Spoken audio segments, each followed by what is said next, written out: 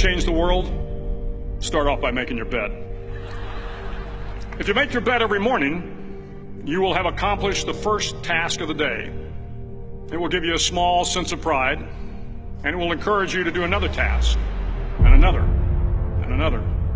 And by the end of the day, that one task completed will have turned into many tasks completed. Making your bed will also reinforce the fact that the little things in life matter.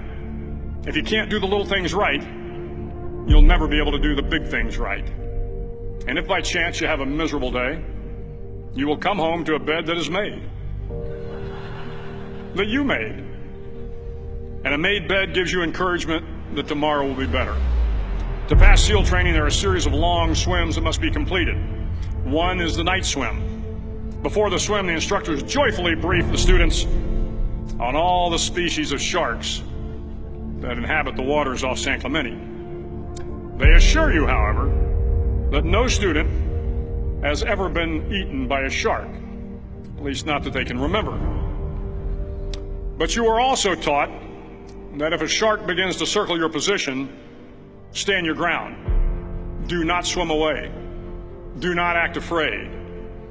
And if the shark, hungry for a midnight snack, darts towards you, then summons up all your strength and punch him in the snout, and he will turn and swim away. There are a lot of sharks in the world. If you hope to complete the swim, you will have to deal with them. So if you want to change the world, don't back down from the sharks. Over a few weeks of difficult training, my SEAL class, which started with 150 men, was down to just 42. There were now 6 boat crews of 7 men each. I was in the boat with the tall guys, but the best boat crew we had was made up of the little guys, the Munchkin crew, we called them. No one was over 5'5". The Munchkin boat crew had 1 American Indian, 1 African American, 1 Polish American, 1 Greek American, 1 Italian American, and 2 tough kids from the Midwest. They out-paddled, outran, and outswam all the other boat crews. The big men in the other boat crews would always make good-natured fun of the tiny little flippers the Munchkins put on their tiny little feet prior to every swim. But somehow these little guys from every corner of the nation and the world always had the last laugh, swimming faster than everyone and reaching the shore long before the rest of us. SEAL training was a great equalizer. Nothing mattered but your will to succeed, not your color, not your ethnic background, not your education, not your social status. If you want to change the world, measure a person by the size of their heart, not by the size of their flippers. The 9th week of training is referred to as Hell Week. It is 6 days of no sleep, constant physical and mental harassment, and 1 special day at the Mud Flats. The Mud Flats are an area between San Diego and Tijuana where the water runs off and creates the Tijuana Sloughs, a swampy patch of terrain where the mud will engulf you. It is on Wednesday of Hell Week that you paddle down to the mud flats and spend the next 15 hours trying to survive this freezing cold, the howling wind, and the incessant pressure to quit from the instructors. As the sun began to set that Wednesday evening, my training class, having committed some egregious infraction to rules, was ordered into the mud. The mud consumed each man till there was nothing visible but our heads. The instructors told us we could leave the mud if only 5 men would quit. Only 5 men, just 5 men, and we could get out of the oppressive cold. Looking around the mud flat, it was apparent that some students were about to give up.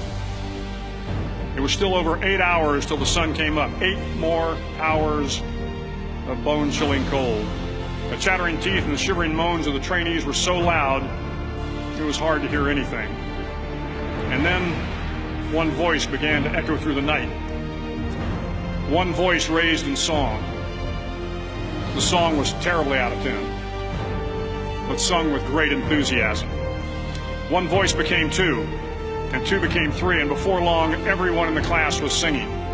The instructors threatened us with more time in the mud if we kept up the singing, but the singing persisted, and somehow the mud seemed a little warmer, and the wind a little tamer, and the dawn not so far away. If I have learned anything in my time traveling the world, it is the power of hope.